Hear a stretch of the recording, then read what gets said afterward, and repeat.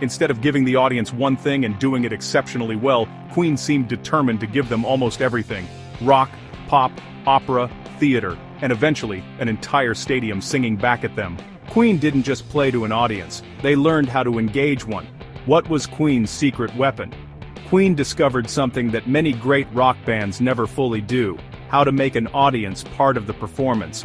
They could take thousands or eventually hundreds of thousands of people and turn them into something resembling another member of the band, clapping, singing, responding. And when Queen had an audience in the palm of its hand, the concert became something bigger than four musicians on a stage. The audience became part of the show.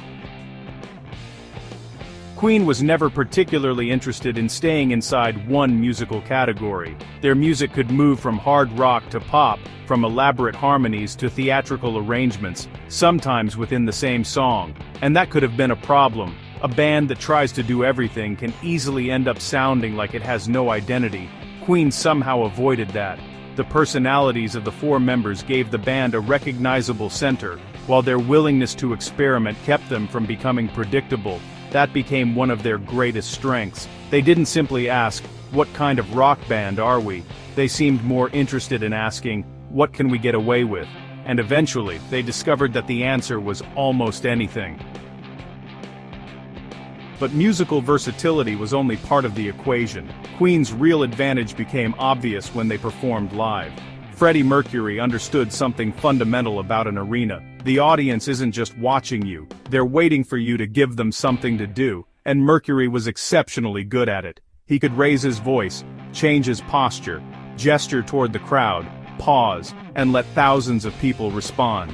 It sounds simple, but getting an enormous audience to react together isn't simple at all. It requires timing, confidence, awareness, and the ability to read a crowd in real time. Mercury didn't perform for them, he performed with them. This is where Queen's approach became particularly powerful. Think about "We Will Rock You." The basic rhythm is almost ridiculously simple. Stomp, stomp, clap.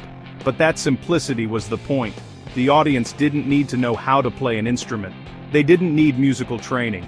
They didn't even need to be particularly good singers. They just needed 2 feet and 2 hands. Suddenly, an entire stadium could participate in the rhythm, and that changes the relationship between performer and audience. You're no longer simply listening to Queen, you're helping create the sound. That's a powerful psychological trick, but it was also brilliant songwriting. And then there was Bohemian Rhapsody, a 6-minute song that moved through ballad, opera, hard rock and more with no obvious concern about whether it fit conventional radio expectations. It shouldn't have worked, yet it became one of Queen's defining songs, and that tells us something important about the band.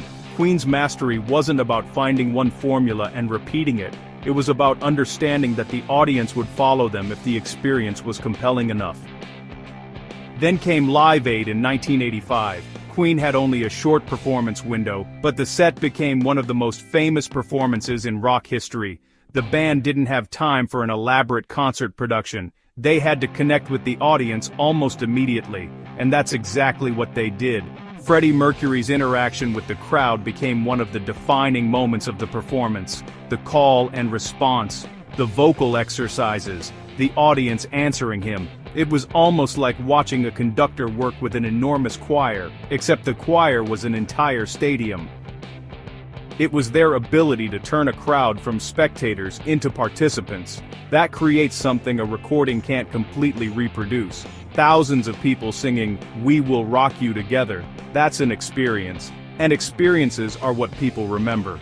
That's why Queen's biggest songs didn't simply become hits. They became crowd rituals. Songs people knew when the opening notes started. Songs that could unite an arena full of strangers.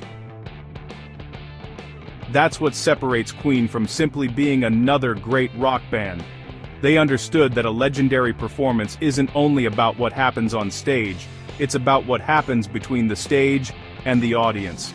Queen understood how to turn thousands of people into part of the show, and once you can make the crowd sing your songs back to you, you're no longer just playing to an audience, you've got the audience in your band.